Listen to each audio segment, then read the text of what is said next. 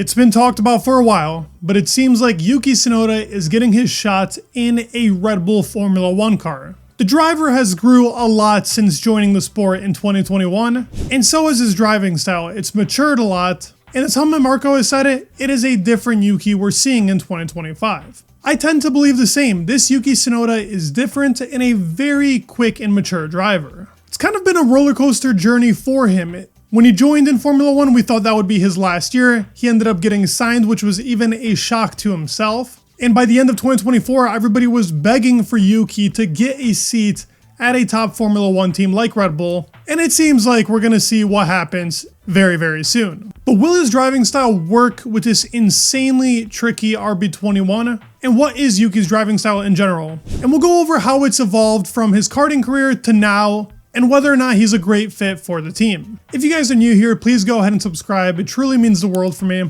and helps me push out these videos for you. But let's get started with Yuki Tsunoda's driving style.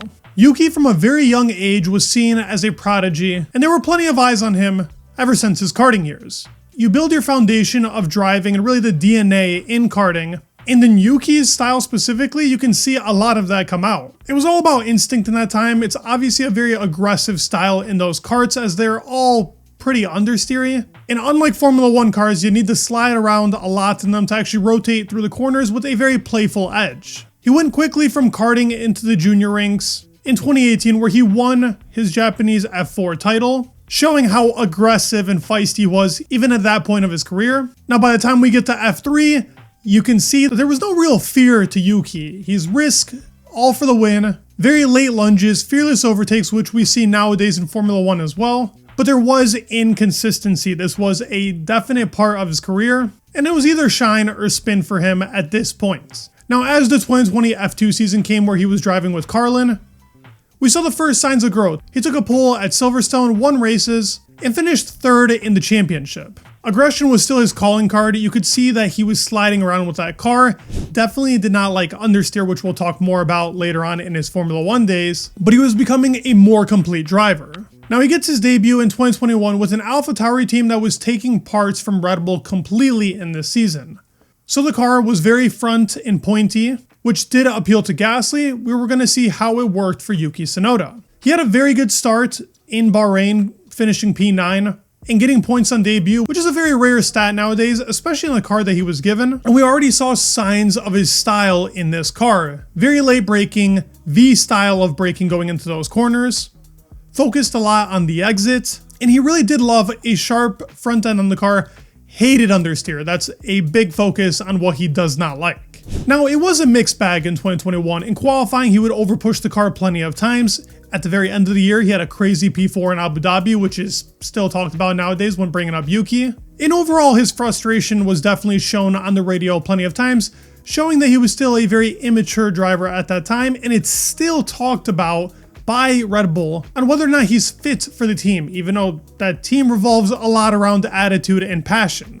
But still, you could see quick adaptation. He was quick on the reflexes, and overall there was a lot of talent shining through. 2022 and 2023 were definitely season-defining seasons in my opinion for him. He started settling in, his aggression didn't fade back, but you could see that the consistency was kicking in much more. In 2022, the car started off very understeery, but he was still very competitive with Gasly, in some races even ahead. He wasn't the better of the two, but very close and very competitive. In 23, where he became the leader of the team, he ended up actually racking up over 130 overtakes in 2023 alone, but much fewer incidents, driving very consistently, beat out Nick DeVries, beat out Liam in that season, not by much, it was very close, and beat out Daniel when he came in as well. More points finishes. Tracks that he really strived on was Hungary, where it's a very tight, twisty layout, suited his style because he does like the whole aspect of sliding and really being able to control the car from the front end. He could rotate the car mid-corner, play with the limits. It's something that Yuki enjoys a lot.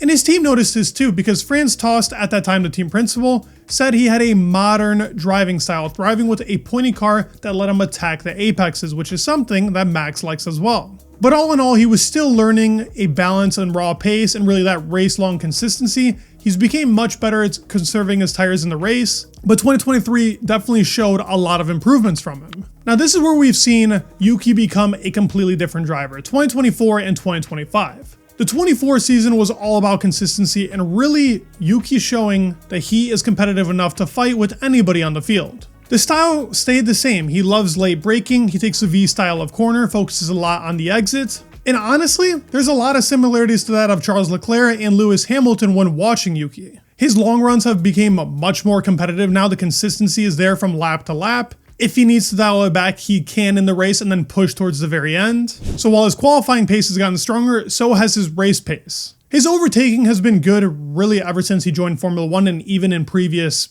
motorsports categories. And his confidence is very high now. He's had a great start in 2025, even with 0 points. And he did test out the RB20 in 2024 going into 25. Now, what Yuki had to say on the car was very important. He says, "I feel like the car suits my driving style and I haven't struggled much at all to adapt.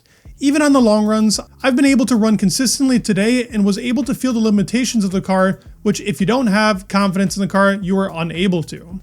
Now, this was at a time where Red Bull was debating on actually promoting Yuki or Liam, and we've seen what's happened now in the last couple of days. So maybe he was hyping himself up, and this isn't a true assessment because he didn't have a real rival to compare his times with. But if you look at it on paper and what Yuki likes in a car, the RB20 did suit that. Now, he actually ended up testing a Indy car as well and talked about how much he loves the sliding of an Indy car and really that type of feel that you get in a car that has a little bit less downforce than what we see in Formula 1, which just adds on to that little oversteeriness that he likes, late braking, and being able to control the front end. Now, as I stated just a little bit ago, this on paper sounds great for Yuki Tsunoda, and I do believe he has a bit of a better driving style going up against Max rather than Liam did.